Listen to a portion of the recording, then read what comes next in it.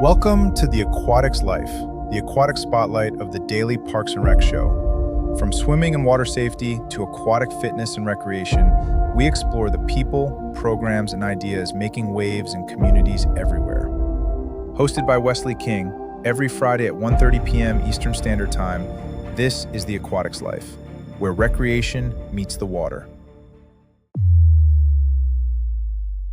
In this episode, we discuss autism awareness and water safety with Katie Wentley from the Autism Society of America.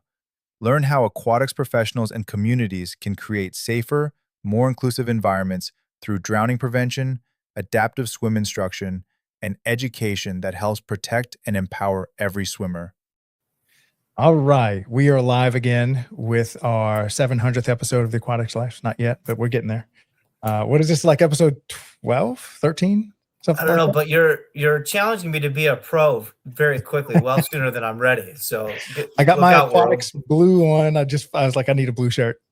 Same here. I'm representing my guy, Chris Engler, Cyber Grapes, and He-Man, and we're going to talk about autism and autism awareness and National Water Safety Month. So very exciting this week. Oh yeah. Great guest. Going to be a great show. And for those of you aquatics professionals, directors, anybody in aquatics, if this is your first time on the show, welcome to the show. Wesley has done a great job producing educational content that you could absolutely use as continuing education for free on our YouTube channel. Just go to the YouTube channel, Daily Parks and Rec Show or DPRS Media Company. And there's a playlist for all the episodes that Wesley has produced every Friday for the last 12 Fridays. Any aquatics professional, what are some of the topics we can just roll through? I know we did water safety, opening day, hiring lifeguards. Yep, and we're on Spotify too. Here's Papa J, humble plug. So we're on Spotify, but we've had pump rooms, we've had staffing, we've had programming. Today we're going to have the National Autism Society with us, Katie Wentley.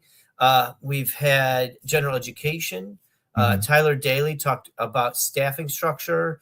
And we have barely even scratched the surface, literally and figuratively. But we've had a lot of evergreen content and really a lot of good takeaways. You should be able to watch any of those shows 5 years from now and they're still going to be relevant. So if you're looking for good quality content to just kind of help educate any Parks and Rec professional, any of those episodes are going to do great for you. All right, so let's talk about the other shows. So we are a whole family of shows, all under DPRS Media, which stands for the Daily Parks and Rec Show. It's all under the Parks and Rec umbrella, of which aquatics fits squarely underneath Parks and Recreation, the Aquatic Centers of America. Many of them are under the Parks and Rec department. And many of the greatest Parks and Rec directors came from aquatics.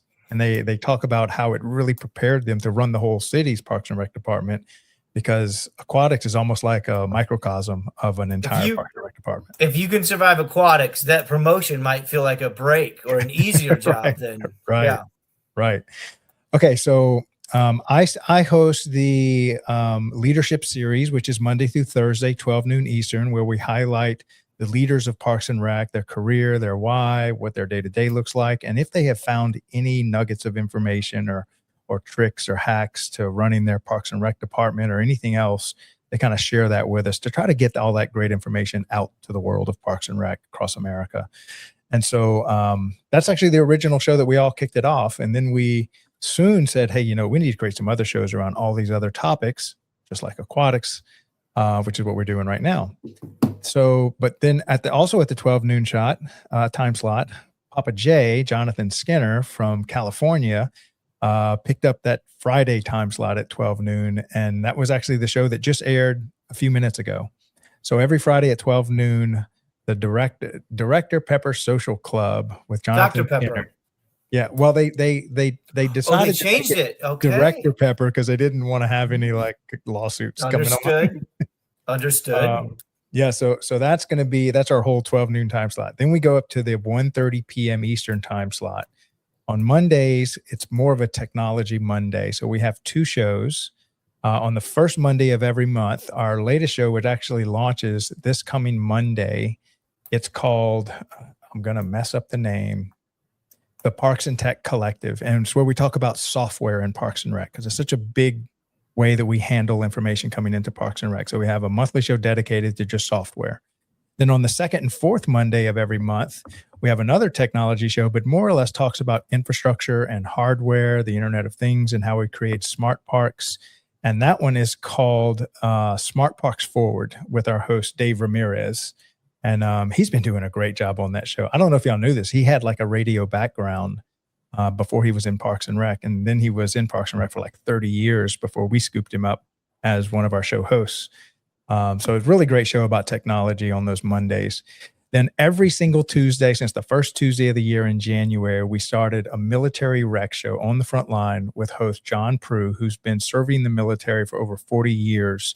For those that don't know, it's called MWR. I think it stands for Morale, Welfare, and Recreation. That's essentially the Parks and Rec department of the military and on military bases. And so we have a weekly show just to get dedicated to that. And John also has a radio background. It's crazy how many Parks and Rec professionals had some part of their life in radio. And so they make great show hosts and produce great content. All right, so on Wednesday, with the help of Thomas White, we produce a show on neurodivergence and mental health in Parks and Rec and the role that they play. Another great show. And Thomas has a great story. He's been getting this. We didn't expect that show to take off like it did, but we're actually having to consider doing a second show just on the mental health of people in our community and how Parks and Rec plays in that. So that's a really great show. Then on the second Wednesday of every month, 1:30 p.m., we produce the Rec Room with the help of Henry County, Georgia. This is a very well-run Parks and Rec department, very mature Parks and Rec department, and they just pick a subject like farmers market or master planning or facilities maintenance, and they bring all of their leaders to talk about a specific topic. We do that 12 times a year, once a month. That's just amazing content. If you really wanted to get into like the nitty gritty and the details of how the Parks and Rec department handles specific topics, that's definitely the show for you. All right, so then that brings us to Thursday. Big shout out to Aaron Locks, my first other show host ever. I think he's been doing this for maybe a year and a half now. He produces a show called Youth Sports Mastery, and it's all about rec sports. And so when you think rec sports, it's not all about coaching the next D1 athlete when they're in like fifth grade and little T-ball and stuff. It's about creating the relationships, the connections, and teaching the lifelong lessons that carry with that child into their adult life, even if they never do sports, even in high school, and how important rec sports is to the whole community. And so that's pretty much, and he has got a network of athletic directors, coaches, pro athletes that he brings on the show. It's been an amazing show, and I love producing content with Aaron. Also has radio background. It's crazy how many people We're all here. Are so I won't gifted. tell you I did radio in college. I didn't. This was my first push on this media content creation stuff, but these guys are really gifted. All right, so then on Thursday evenings, 5 p.m., if you are a young professional, we have a show for you. It's called the Young Professionals Network. And when I say young professional, there's 3 or 4 buckets of people that fits well in that category. So if you're a college student studying to be in Parks and Rec as a career path, this is your show. Also, if this is your first 1 to 5 years in Parks and Rec, and you're just trying to drink from 5 fire hoses at the same time, trying to figure out Parks and Rec, again, this show is for you. But also, if you are a professor and you teach at the university on Parks and Rec degrees, or if you're a mentor, or, and this is a rare group here, if you have a strong internship program where, once or twice a year for a semester, you bring in a college student to expose them to real life Parks and Rec scenarios, and they kind of work for you part-time. We would love for you to bring on some of your interns and just have a conversation about how that relationship works, how your internship program works. And there are phenomenal internship programs across the country. And we've had several of them on that show. So that's all on the Young Professionals Network show. Then that brings us to today, which of course we start off the day with Papa John and the Director Pepper Social Club. And then this show, the live every Friday, 1:30 p.m. Eastern, the Aquatics Life show with very talented host Wesley King, who has dedicated his entire life. I think he was a fish when he was born, and he's just been in aquatics pretty much his whole life. Producing great content. And so that's kind of our lineup. We also have a couple of shows launching next month. We have at our 3 p.m. time slot, twice a month on the first and third Mondays, Beatrice, is producing a show called Arts in Parks and Rec, and it's going to be highlighting all the arts community coming into Parks and Rec. So it's going to be visual arts, performing arts, musicians, dancers, ballerinas, you name it, across the country. We're going to be highlighting arts in Parks and Rec. And then we have another show.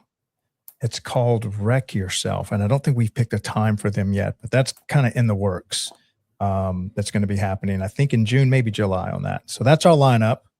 And I think I'm done with the opening monologue. So now we're ready Good as it gets right there. Yeah. So Jovi, why don't you go ahead and play those 2 opening promos? We get to see Wesley's great promo for this show. I love it. It's one of my favorite. And when we come back, we'll start our conversation with Katie.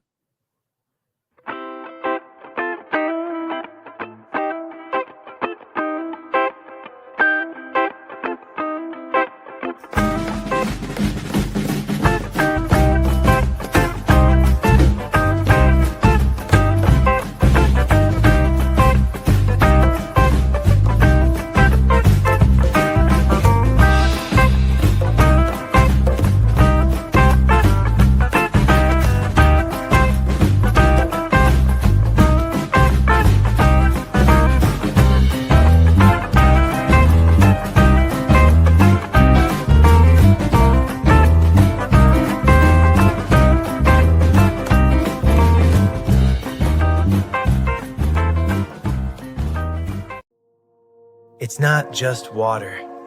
It's responsibility. It's leadership. It's not just drowning prevention or water safety. It's life. And every day, aquatics professionals make decisions that save lives.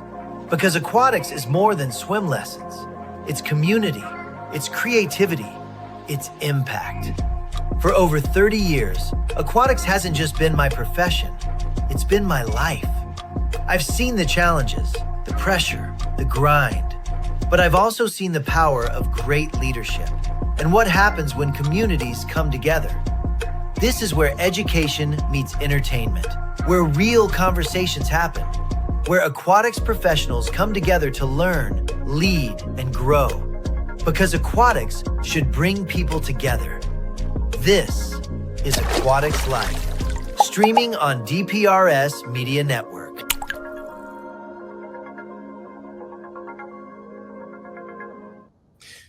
All right, so Wes, why don't you go ahead and introduce your guest for today? Yes, Katie Wentley, thank you for being here. Part of the Autism Society of America and doing great work. Please tell us about yourself and some of your background, and then we'll get into all the fun stuff about all the great things you're doing. Yeah, so thank you so much for allowing me the opportunity to be part of this awesome show. I am Katie Wentley, as Wes said. I work for the Autism Society of America. I oversee their safety programming with a focus and a true passion in aquatics as it relates to water safety, drowning prevention, and autism. And of course, it's not one without the other if we don't look at the wandering and elopement portion of water safety as it contributes to the safetiness and well-being of the autism community. I've been a lifelong swimmer and swim instructor and found my love and passion for the disability community, and I am now here where I'm intended to be. Hey, Katie, can you tell us what, for those that aren't as familiar, what does wandering mean in this world? I'm glad you slowed me down because in my world, this is what I eat, sleep, and drink. So wandering, sometimes referred to as elopement, is when somebody leaves a safe environment or a responsible caregiver. And that's the definition that's used by the CDC. We use that one intentionally as well, just so that there is that the notation of that it's a responsible caregiver and it's a safe situation. So it's not somebody fleeing because of neglect, abuse, you name it. And this can look like true wandering where maybe I'm leaving a situation, a circumstance, it's pretty unclear why, or it could be elopement where you see that intentionality behind it. And that's where you might see somebody darting straight away to the pool as it relates to aquatics or to a canal. Yeah, so this could be a mom with 5 kids, and she gets talking to another mom, and then she next thing you know, she's got 4 kids, and where did this 5th one go? And they could just be a young kid just wandering off like kids do. Correct. Or it could be a true intentional, I'm making a beeline for the water. And this is what makes Katie's timing so perfect is last week, as you know, Craig, we spent a lot of time on specific things for Memorial Day weekend. And one of the things we talked about was how to identify wandering and elopement and detachment and looking in the parents' faces and the kids' faces. And that's what Katie's talking about. Is as an aquatic professional or a park director or a head lifeguard, what does wandering or elopement look like? Well, that's it. Is the eyes and the look of the parent going, where's my fifth kid? Or the eyes and look of the child going, what is this child's intention right now? Are they darting to this because they want it? Or are they kind of lost? And one of the things I always talk about is, are you on a walkabout? Like when we traveled as a family, you'd get out of your hotel and you go on a walkabout. That's not wandering. That's not elopement. A walkabout is something you can control and you can come back from. Wandering and elopement is something that somebody with neurodivergent can't necessarily come back from. Is that fair, Katie? Yeah, and I think it's driven by multiple reasons, factors. It's a common thing for people to say, well, why does this happen? And I wish I had the cookie cutter. This is the puzzle piece that is exact answer. But there's multiple reasons why it could happen or possibly happen. You know, I need to go to the bathroom is one of them. I need my drink. And I'm not able to communicate that to you to this is really overwhelming and I want to leave. Or, hey, I love the water and I'm going to go to the water and I know mom's going to say no, so I'm just going to do it anyway and take off. None of which are verbally communicated. Sorry to cut you off. None of which are said out loud, Craig, to you. Yeah. Right. And if they are, you know, it's possible that they are, and we don't like the answer. So we're going to do it anyway, which I can relate to. Teenage Katie relates. Yeah. So, but that's again, going back to, and I know you have a master's degree in education, if I'm not mistaken, right? Yes. But that's what goes back to Katie being here, Craig, and doing in the time she's in, right? Again, I'll give my shout out to my guy, Chris Engler, who runs my website, but his child, he has an autistic child. When we're opening pools and it's not yet 4th of July or not yet even Father's Day, we in administration and safety and management are worried about our employees, are worried about ordering our product. And I think some of the things Katie's going to talk about greatly is flipping the script and start looking at it differently and saying, how about your locks? How about your gates? How about other things so that when this happens, we have as much prevention in place as possible? And prevention is truly the key to success here when we look at how to keep everybody safe, not just the autism community, but everybody at large. Yeah, that's one thing Wesley talked about is that, you know, we're going to have accidents, but a lot of these are preventable. And if we can look at our swimming area through the eyes of Katie and Wesley, they see stuff that somebody that's new to this industry just would not see. So it's almost like an educational piece on this is how you look at this situation playing out in front of you through the eyes of someone that has y'all's background. So talk about that. Now, we know Craig is an expert here. So for those that aren't Craig, Katie, talk about just that environment and the scope and vision and the mindset that the Autism Society has, the training that can be in place, but just viewing the pool through you and your organization's eyes, or the water, I should say. Sure. Oh, yeah, the water as a whole, and then if we zoom into what the environment looks like, whether that be a community pool or park, you know, a county pool, whatever it might be. So when I think about how the autism community might see this or perceive this, I try to dial into the 5 senses and examine that deeply, because it might speak to you through, you know, something might be triggering me, whether it be too sunny out, the light, something might be visually, right? Or just the way the water looks. It's beautiful. There's reflection. That could be really enticing, or it could be really, you know, not so enticing at all, which you're going to elicit a response one way or the other with that. Maybe visual is not your thing. So we might think about, what does it smell like? Is the chlorine overwhelming? Is it the sea air, which is, you know, that's therapeutic all in itself, with salt water. And so it just depends. And then when we know these things about our swimmers or our learners or, you know, whoever they might be, or just the community at large, we can start to mitigate some of these things. So if I'm working at a county pool and I know, we did chems, you know, this morning, it's really strong in here, or, you know, that might be a trigger for somebody. So how can I dive into something deeper than myself and account for this so that the experience may be better for somebody, but really it's not just better. We're putting on that hat of prevention. if this is going to deter somebody, make me want to leave, we need to, what can we do? Can we call mom? Can we call whoever, kind of let them know? If it's an indoor pool, can we open the doors? Maybe do we delay a lesson? But it's really kind of thinking 3 steps ahead, which is not the most fun thing to do, but type A Katie loves it. But it can really save a life. And then when you look at, we've dialed into all the 5 senses and we don't have to go through taste and all the other things, but it's going to be really important that we have just different strategies to reduce discomfort, for lack of a better term here, because discomfort can be presented whether you have autism or not. And I think that's the important facet here, is that we're talking about autism here today and things that we can do to support our autism community. But these are things that can be done for everybody, and quite honestly should be done for everybody, so that we can all have that safe experience. Something you said about locks and gates and doors, and not to totally deter and take a U-turn. But when we look at the environment, so many people at a community pool or a hotel pool, we leave the door ajar. I'm holding it open for somebody, or I'll be right back. And I get it. You're kind of being neighborly. You're kind of being nice that way. But what we're not remembering is that I turned my back on that pool. That gate is ajar, and I have no idea who's about to come through it, whether they're supposed to be there or not. And I mean that through the lens of a toddler that just escaped. I mean that through the lens of somebody with autism that's making a beeline and mom's too far behind to catch them. We're setting ourselves up for danger. So not to make a complete U-turn, but that is my PSA is like, don't be the neighbor, close the gate, lock the gate. If they need it open, we'll find another way, because you could really save a life. And to your point, we as administrators and operators say, well, get a breeze in here, or open the door for no condensation. And there's scientific purpose to say, I don't want my guard to pass out.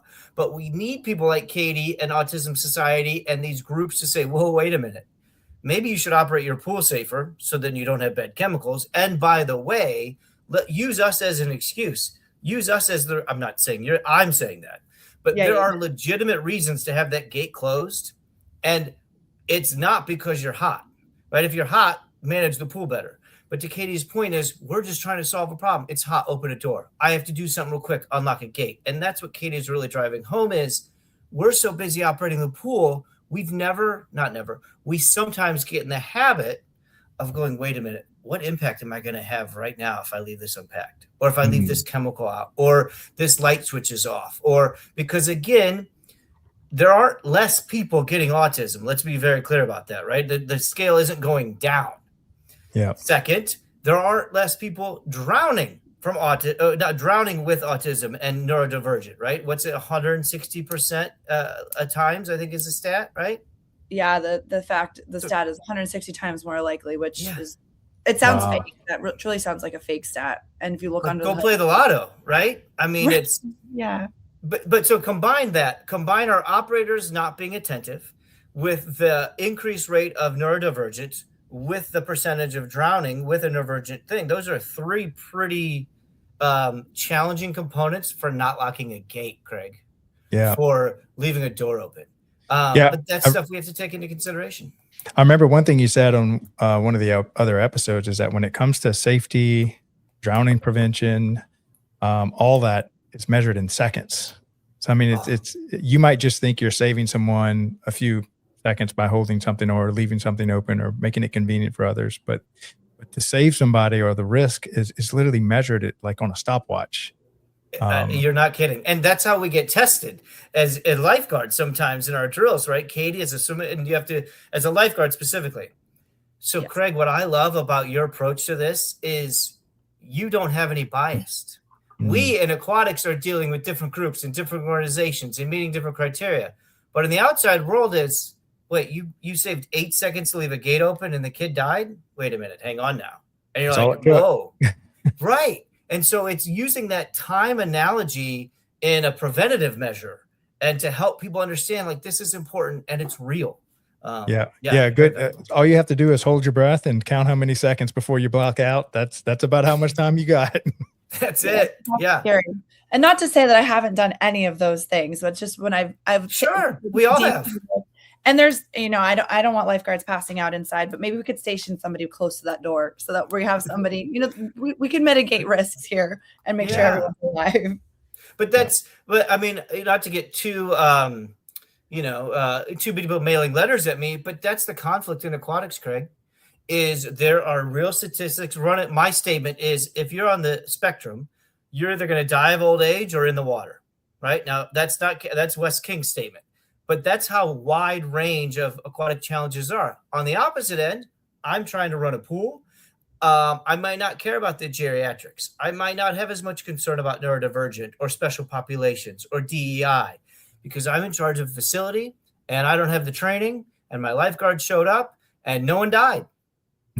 So there's a real dichotomy with what Katie and our guests are trying to talk about and implement versus what our culture has said. Unlock the gate, put a guard in the chair, and go.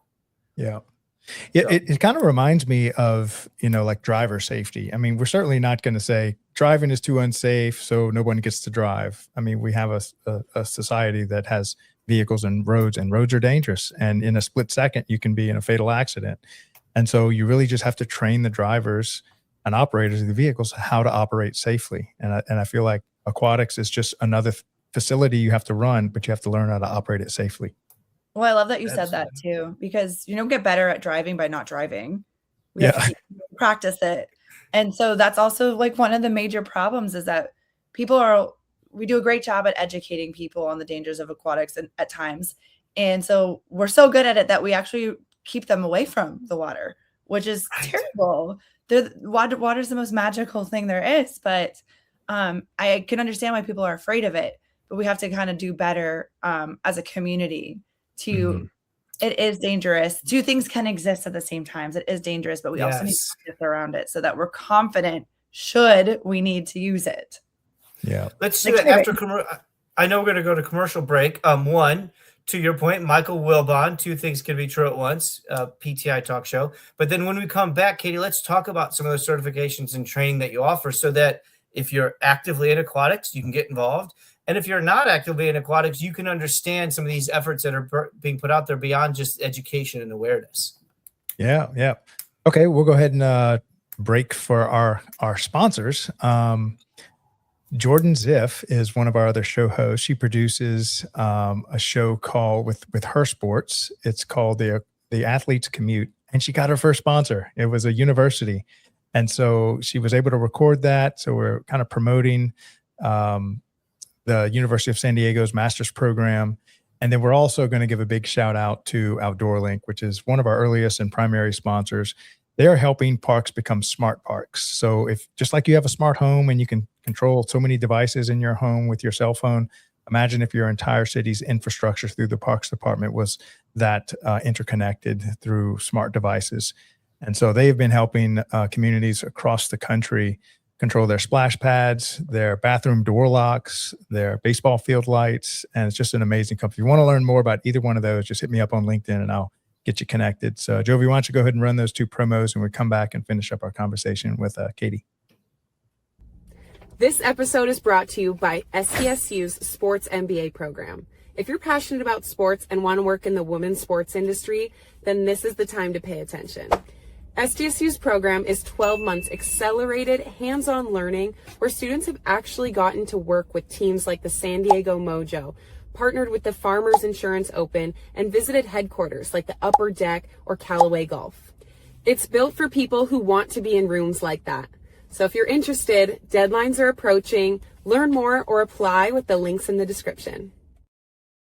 In today's parks and recreation industry, communication, safety, and efficiency go hand in hand. That's where Outdoor Link comes in, delivering smart technology that empowers city departments and community planners to do more, smarter. Outdoor Link's platform connects and automates everything that keeps your parks running smoothly, from lighting and locks to signage, water features, Wi-Fi, and digital advertising. Control and schedule park lights for safety and energy savings. Remotely manage facility access. Coordinate fountains and splash pads. Provide public connectivity.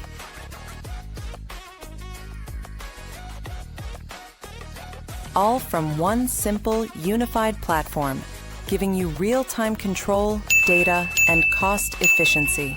For parks and recreation agencies, that means safer spaces, smarter resource use, faster responses, and stronger community engagement. And behind every great park story is great infrastructure.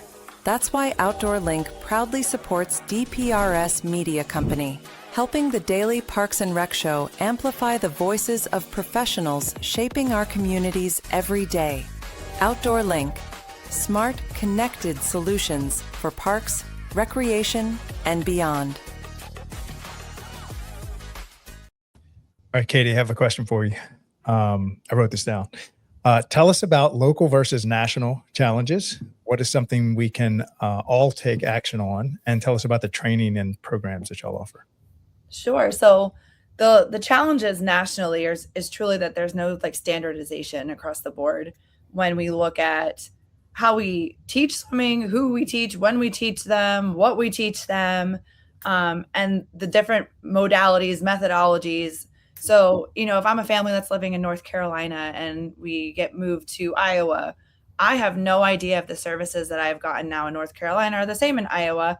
And I don't know if the quality of the instructor is the same. And so that's a major issue, at least in my opinion, especially when we need something a little bit more specialized. And then so we don't necessarily have that continuity of skills or continuity of skill acquisition, which can be Craig has learned that 12 weeks into the program. Sorry, Craig is learning this. So you hear this message before, Dr. I just want to see Craig's head go, oh, this is familiar. Sorry, go ahead. Yeah, I was basically saying, I was like, you mean to tell me there's nothing universal structure that's like saying, hey, here's how we operate a pool across America? He's like, nope, there's one law and that's it.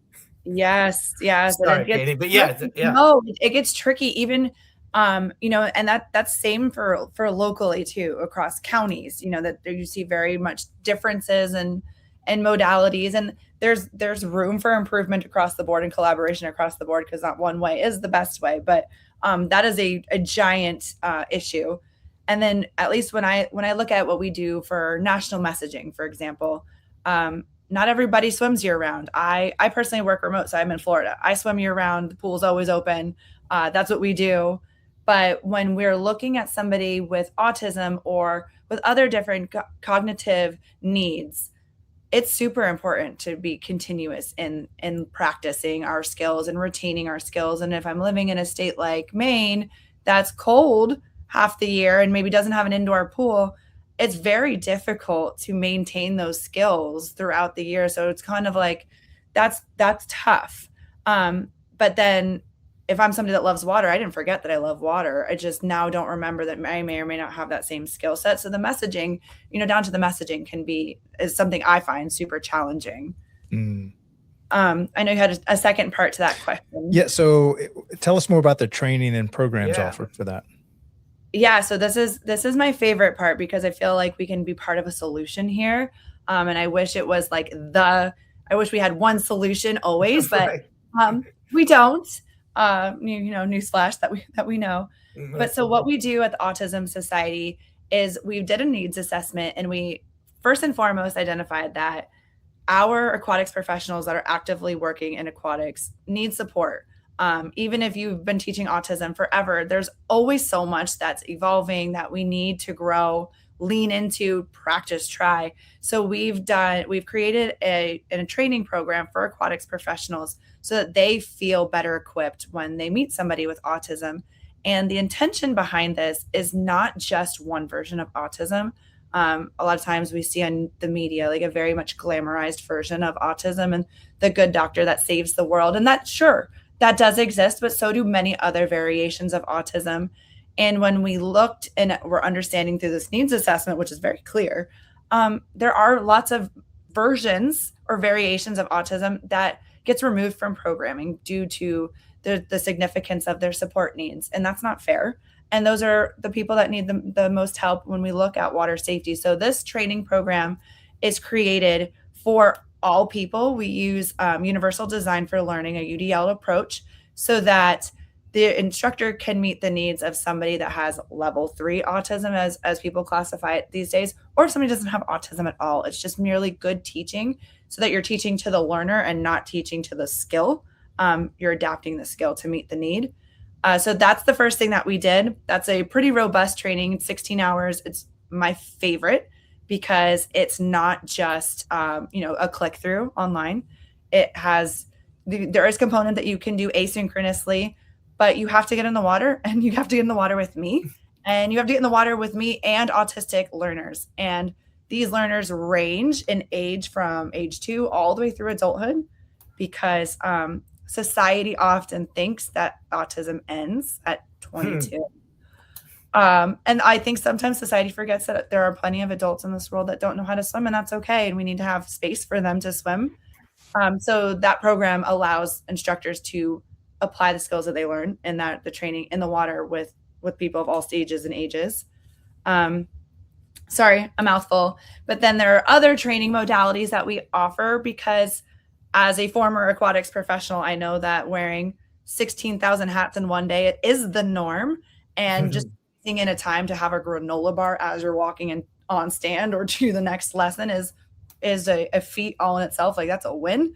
So we've kind of adapted some of the trainings to model more of like an in-service, because we recognize that 16 hours is a lot of time to give, especially in a scheduling nightmare when looking at having enough guards, deck guards, swimming lessons, all of the things. So we do an in-service style training, which allows you to it's like the branch, just so that we're encouraging you to invest some time in the autism community, see what it's all about, but maybe boost your confidence, so that if you're feeling like you don't know what to say, how to act, what to do, how to have a tough conversation with the parent, that we can kind of empower you to do so. And then finally, we do all sorts of parent trainings, because we try to look at the learning and the education from a multi-tiered approach. It's not just the aquatics professional. It's not just the participant in swimming lessons. It's everybody. And then I lovingly say I will train anybody and everybody who's willing to listen, because it's just good stuff. You need to be water smart, regardless if you have autism or not, or if you're a pediatrician or a teacher, it doesn't matter. These are really important things to know, so that you can then share them as well. Sorry, such a mouthful. Yeah, no, I love that. It's what we needed. Go ahead, Craig. Yeah. Well, I was going to say, if you had, I know we all have limited time when it comes to training and stuff, but let's say you had, I don't know, an hour or 30 minutes to train people who are open to it. What are some of these are like the non-negotiable top 5 things I need to get across to you? So me personally, I am a no means no girl. When somebody is telling me no, that doesn't mean I'm throwing you in the water. And I know that's kind of like an old school thinking, but we still see that as I've traveled about, that people, the child saying, I don't want to put my face in the water. Okay, I'm honoring that with the caveat. That doesn't mean we never do that. But it means let's teach them and boost their confidence in other ways, so that we're arriving at this skill ready to tackle it together, and not just a forceful thing. So non-negotiable for me is no means no. No means let's find another way to teach the skill. It doesn't mean we're never going to do that. Like I said, it just might take some time. And which leads me to number 2 is you have to give yourself time, yourself as the aquatics professional, but also the learner and also the parent. This is a process. Swimming is a process. I did not learn to swim in 2 lessons. Not that I'm like the number 1 swimmer in America, because I'm not. But it takes time. And I think that so often I was the swim instructor that was putting pressure on myself. Oh no, they didn't blow their bubbles yet. Oh no, they're not doing this. Or oh no, they're not turning their ankle the way that they need, so that they're, propelling themselves to like whatever it is. And I'm harping on it, missing that there's so much beautiful things happening. So time, give yourself time. And then 3, I'll cut it off at 3 for time's sake, but is that it is a team. I know that I'm the instructor teaching this participant or a series of participants, but you have a team around you. Mom, dad, caregiver knows this person so well. Use them. You have your skill set. They have their skill set. Use them, because together we're going to be able to land on something great, and they're going to learn to swim. I don't care what the circumstances. They're going to learn. You just got to work as a team, give yourself time, and really listen to, no means no, because you don't want to lose them either. That is spot on. My wife says, we don't teach the swim lesson, we teach the child. And here's your movie quote, Craig. Patch Adams, Robin Williams says, we don't treat the disease, we treat the patient. That you're probably too young for that movie, or too young for that movie, Katie. But to your point, like, that's a big deal, Craig. And in franchise swim lessons, or in maybe not as advanced leadership swim lessons, we are worried about a skill, or we're worried about a checkbox, or we're worried about space. And I think Katie's three very significant points are worry about different things. Worry about things that are going to impact this child in this moment, and not what's going to happen next. And your point, Katie, a lot of times the relationship can be challenged between the parent and child if the expectations are not clear. If the parent thinks the kid's going to swim in 4 weeks because they have vacation, and you didn't say, well, they're not going to learn to swim in 4 weeks. Like, so Katie, you're again so spot on. We're a team, we're a unit. No man is an island. Bob Dylan, I think.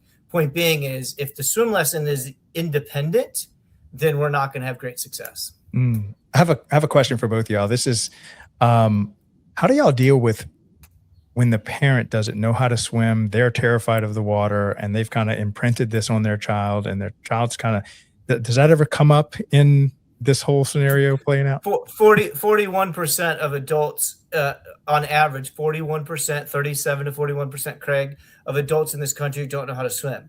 So not only does it happens 41% of the time, or much more, depending on where you are in this country. Sorry, go ahead, Katie. No, I love that you use the statistics, because it happens all the time. And it is tough to approach it, but I often approach it with, thank you for bringing your child here, because so often this becomes a generational thing. And then I try to use this as a model. That I've tried to flip the script. Watch, this is what your young child is doing, and you can do it too. Hey, why don't you come in the water? Let's start here, and try to make it that approach. So now the team is the team together. We're learning together, because there's so much shame behind it. And I understand traumatic things happen, and that the imprinting certainly happens, and that needs to be, a lot of care needs to be handled there. And that's where that no means no really rears its head, because those belief systems are so real, and they need to be honored, whether I understand it or not. That's not up to me. But honoring that, and then allowing the parent to see that that's honored, may just empower them or inspire them to get in the water too. And I've had that happen, and that is beautiful, because now we've just broken the trend here. You get to a point in your career where you can turn to a 5-year-old and say, I need your best puppy dog eyes, because we're going to go to grandpa and grandma who don't know how to swim. And this isn't about bragging about your swimming. This is about trying to get grandpa and grandma to get in the water with you. So the same puppy dog eyes you asked for to get McDonald's, I need. And Craig, if you think I haven't done that. Now, when I was younger, I was a shy away from it. But now I was like, oh my God, these grandkids have all the power in the world. And I have witnessed a 4-year-old grandkid go up and give a sucker a lollipop to the grandparent and say, you can have this if you'll swim with me. That's playing. I'm gonna cry just telling you the story. But you think that grandparent didn't get up and go, all right, well, I guess this is happening. And to Katie's point, use the magic of the children appropriately and with context to say, hey, grandpa and grandma, not look what I can do, not watch me swim, but I want to reward you with my time in the water. And again, to Katie's point, when you reframe what the child says to the scared adult, typically grandparent, but also parent and all the things, it changes the way the parent views what's happening in the water. This is not just a swim lesson anymore, right, Katie? This is a chance for me to do something together in the water. Yeah. And I imagine this is even more important for autistic children, to have the support of, the people that brought them there, their grandparents or parents. Yes, that's the best part. Even siblings, it's a way for somebody to connect with a sibling, with an adult, with their caregiver, you name it, in a very meaningful way where maybe we're not thinking about all of the different things that have happened throughout the day. This is a way for me to connect with you as a person to person, as my mom, as my, whoever it might be. And it establishes just a sense of I don't want to say normalcy because I really hate that word, but just like what you would expect. And it allows for two brothers to play together in a way that maybe wouldn't have happened if you didn't have it. I was going to ask you, so I've experienced this, and so for those of you that think this is scripted, it's not. I've experienced this a lot, Katie. So I used to teach Down syndrome kids. My wife teaches special needs. So the body language and the physical activity that a neurodivergent human shows on land, what I've experienced is it becomes communicative in water. Whereas if I'm waving my hands on land, that is hard to communicate. But if I'm splashing, doing the same motion, I, as the aquatic professional or the parent, can understand, oh, that splashing means this. That splashing means that. But if I'm on land, my body is trying to tell you something, but I can't do it as well as I'm in water. And then when I can see you respond to me because I'm neurodivergent, right? And you light up, I do more of it. Have you experienced that with the ability for the neurodivergent human to communicate more effectively and more impactfully? It happens around water, or is that just me? Nope, that's not just you. That's actually part of something that we address in the training is really understanding what's being communicated with you, but not via verbal expression. And there's so much gold in observation or just in the way that somebody may even like grab your hand for safety or not, or like the don't let go of me, but that pat away or push away. Yep. Yeah. So there's so much of that nonverbal communication that goes on that if you're not paying attention, you will miss it. But if you're paying attention, you have the key to success right there. And now we can communicate in a totally different way. And it's going to be it's magic. It's truly magic. And I call that the bug. Like, you got the bug now, because when an instructor experiences that for the first time, it is just magic. And I was so fortunate to experience that when I was 16 years old. And this is why I'm here, because I love the autism community, because I can connect. I have been given, they allow me to connect with them in that way. And it's beautiful. So yes, absolutely. Now, how do you, and I know there's different levels of fear when it comes to learning something like swimming. And so how do you spot the fear? How do you manage the fear? You got to get them through these different tranches of fear. And there's always something that's going to be scary down the road after you reach a certain level. But as an instructor, how do you kind of spot that and manage it as you're actively teaching them? So it starts with the second that they walk into the facility. You're going to get, I call it the initial scan. You're going to get so much information by paying attention. How did they walk out of the car? Did they slam a couple of doors? Are they running away from mom? Are they throwing themselves on the ground? Are they calm? Are they subdued? Just any of that body language is going to tell you. But then when we're getting to the pool, if we're getting into the water, right? I have that friend that's not getting into the water. And so that's where this becomes, as an instructor, as 16-year-old Katie is like panicked. This child's not getting in the water. I'm a failure is what I'm telling myself. And that's not the case, but in my brain, that's what's happening. A lot of instructors' brains, not just that's across the board, Craig. That's yeah. It's just like I know, like you said, Craig, like I have all of these things I need to do to measure, to assess, to I'm a failure because he didn't get in the water today. But what we didn't measure is that he got out of the car on his own. He put his shoes on. He put his swimsuit on.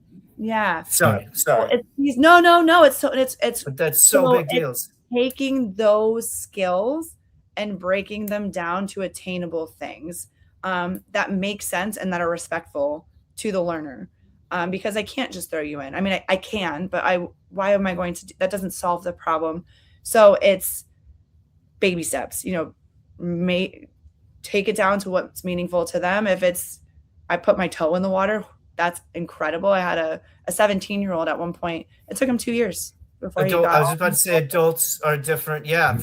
And I'm going to throw you a curveball too. And Craig too, is flip the script. How do we instill fear for those that are neurodivergent or otherwise that maybe don't have the register of this is a dangerous situation? So, but yeah, to your point, adults, Craig, that's a big step. Is not did I swim laps or float? Did I feel comfortable in my environment because I'm an adult with a neurodivergent challenge? And can I go to another space? Is a hotel different than my regular community center? So a lot of adults with neurodivergent have to really focus on the similarities of the aquatic environment so they can go on vacation. so they can go to a different property because that property isn't like the one at home, but I'm still safe. I can still get to my, anyway. So not to go too divert, but as you get older, there's different challenges in the aquatic environment to reduce fear. Yeah. And really to add to that, if y'all could answer, how do you deal with, other classmates or other siblings that just, I mean, I'm sure you have all experience where a kid just pushes another kid in the pool and they have no idea that this kid doesn't know how to swim and is terrified of it. Next thing you know, they're flailing around. They just got pushed into the pool. How do you kind of handle all the other classmates and siblings that are out there with you learning how to swim? You want to tackle it first? You want me to, Wes? No, because I don't want to get canceled. So I'll let you go. You'll be more PC. Well, it's going to happen no matter what. It does happen all the time. Yeah. No, it truly does. I mean, and that in that moment, that's real. That's a learning lesson for all people involved. And if it's a group lesson of 5, you see everybody is now part of this lesson because this is something that we don't do this. And here's why. And the language that we use is going to be age appropriate. And then we're going to model it again. This is what we could have done. Guess what? We're all practicing that. That's our safety lesson today. Because scolding and all of the things that doesn't really teach them why. I'm a big believer. And if I can teach somebody why, I might prevent them from actually doing it as opposed to scaring them to not doing it again.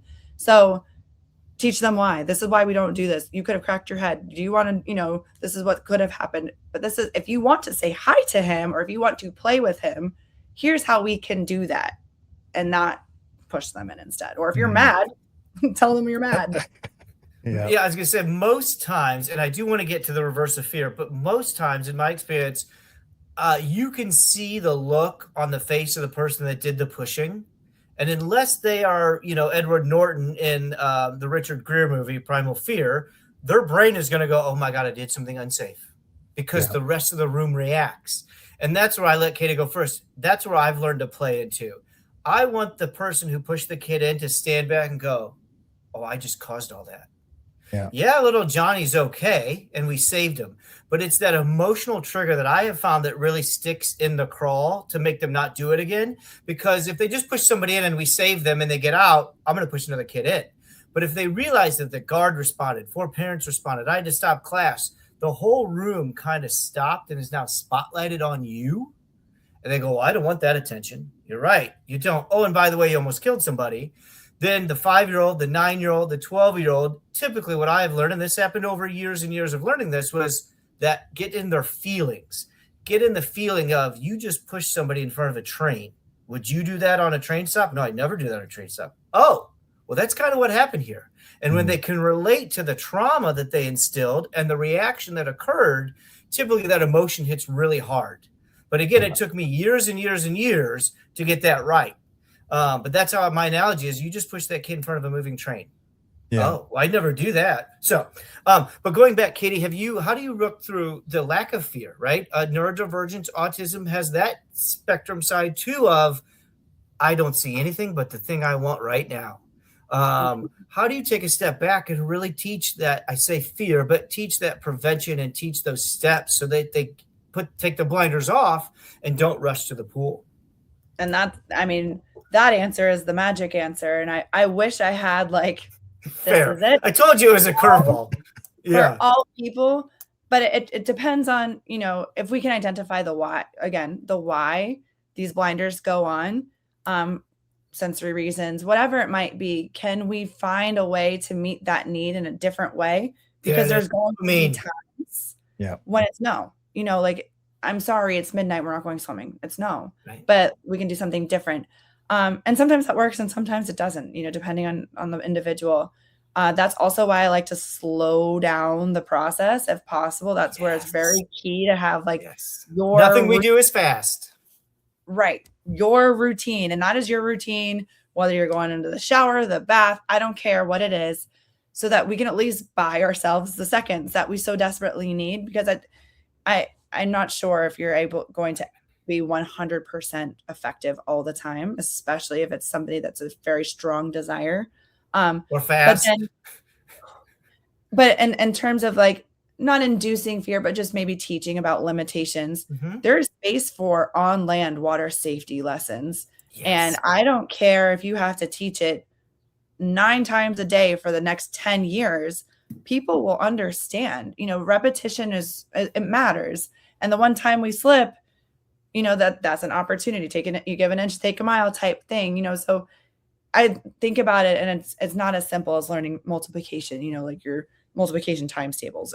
But if we repeat it over and over and over, I now know 9 times 6 is 54, and I don't have to do any math because I just know it. And so that's the hope, is that if I keep repeating it, it's going to stick somehow, some way. I'm not going to like it. I still don't like math, Right. but at least I know it. Right. And that's the same to the child or the human that wants to run and wants to go get the thing. They might not like it either, Craig. They might not like these limitations. But to Katie's point is, if we can reduce the sprinting, we can reduce the running, we can increase another dopamine hit, or share, if you're going to run to the fence and run to the thing you touch and keep your hand on the wall. So to Katie's point is, if we know this behavior is semi-uncontrollable or semi-insistent, can we redirect it? Can we get ahead of it? And to Katie's other point is, I'll start getting the chills if I think of every time that a kid ran around a corner too fast and I know they're going to slip and fall. Well, without getting canceled, I'd rather you slip and fall in the locker room and learn not to sprint around that corner than do it 50 feet from me in the pool. Do I want you to slip and fall in that locker room? No. Have I taught you 50 times not to turn that corner fast? Yes. Do I like that you have a concussion and we have to go to the hospital? No. But to Katie's point, dry land. I can reinforce this so many times better on land than I can in water. In fact, some would argue it's hard to even enforce in water once they're already in the mode of activity and action.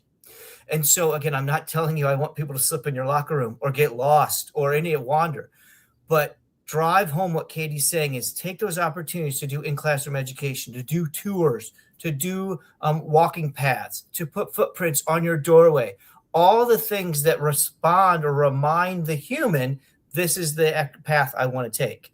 And things are going to happen, but try to have those bad things happen away from the water as much as possible.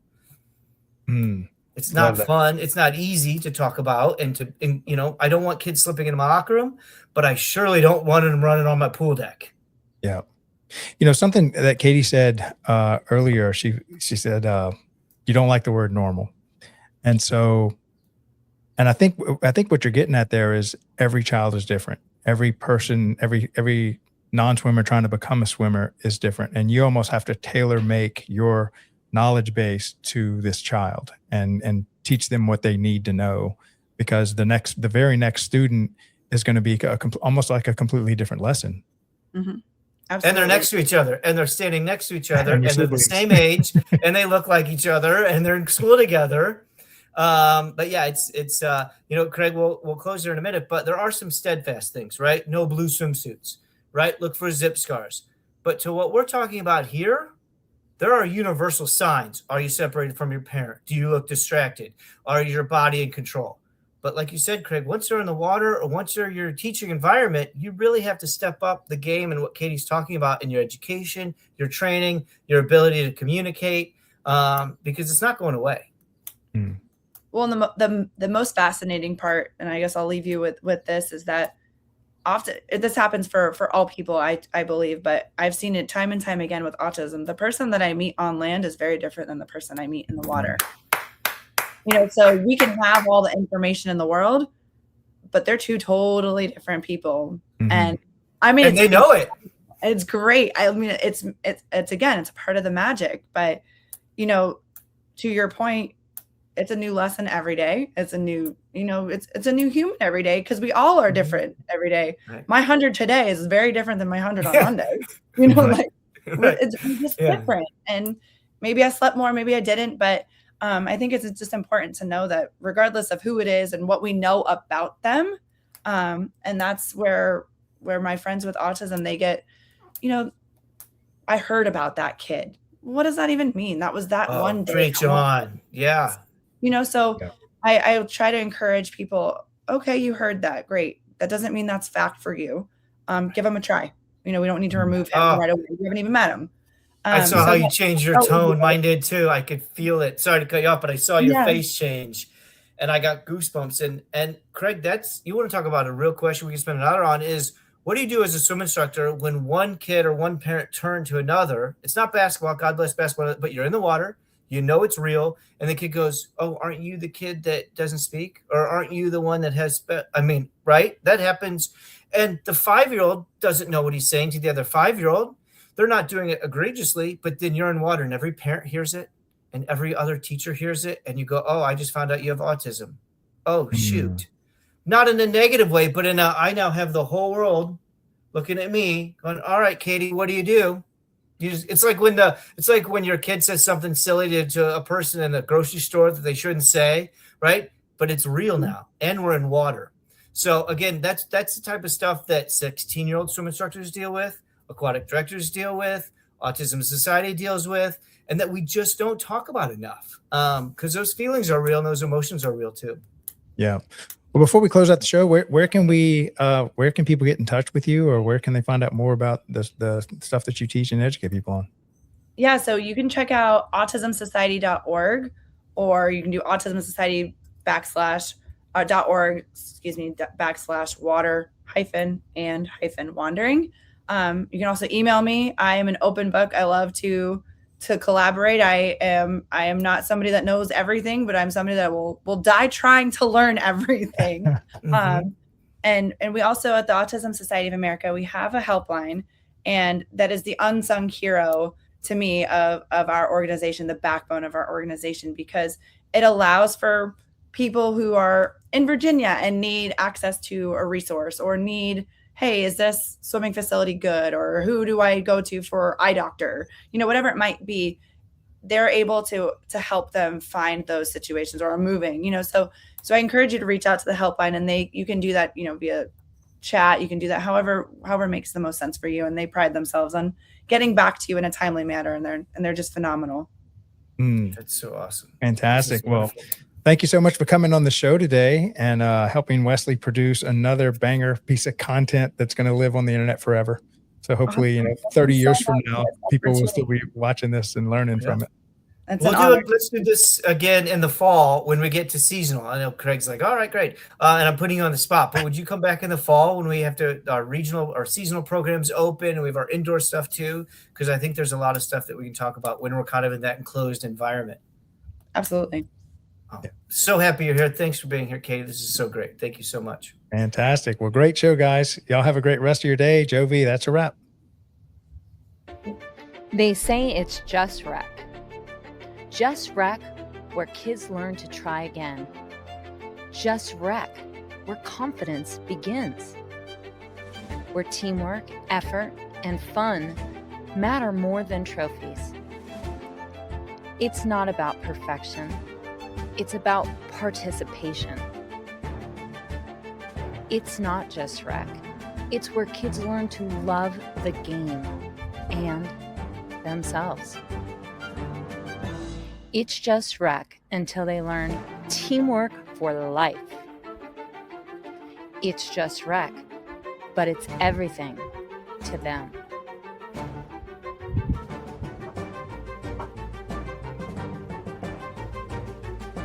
It's more than rec. It's a movement. It's just rec until you realize it's shaping the next generation. Together, we're not just running programs. We're building a culture of confidence, connection, and community. Join us. In the parks and recreation industry, attention is limited, but influence is everything. Every day, thousands of parks and recreation professionals make critical decisions. Decisions on infrastructure, programs, technology, and vendors. The question is your brand part of that conversation? DPRS Media Network was built to answer that question. We are a dedicated media ecosystem focused exclusively on the parks and recreation industry in the United States. Through a network of daily and weekly shows, we inform, connect, and influence this audience. Our distribution spans multiple platforms: LinkedIn, Facebook, YouTube, X, Instagram, plus email campaigns, newsletters, podcasts, and live event coverage. This is not a single-channel strategy. It is a multi-platform media engine. Today, our network reaches over 214,000 connections, including 51,000 on LinkedIn, 64,000 on Facebook, nearly 40,000 email subscribers, and thousands more across podcast and social platforms. While some audiences overlap, our true value is not just reach, it is relevance.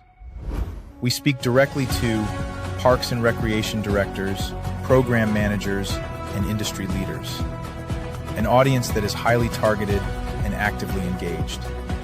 Through DPRS Media Network, your brand integrates seamlessly into this ecosystem.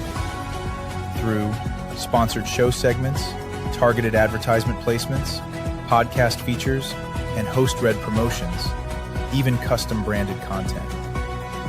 Not as interruptions, but as part of the conversation. And we don't just operate online. We attend over 15 major parks and recreation conventions each year, reaching more than 24,000 professionals in person. Through live shows, interviews, and on-site media coverage, we position our partners at the center of the industry. Every piece of content we produce is amplified across our entire network. Multiple shows, multiple hosts, multiple platforms. Your message doesn't appear once, it multiplies. This is more than advertising. It is strategic positioning within a trusted media network built specifically for the parks and recreation industry.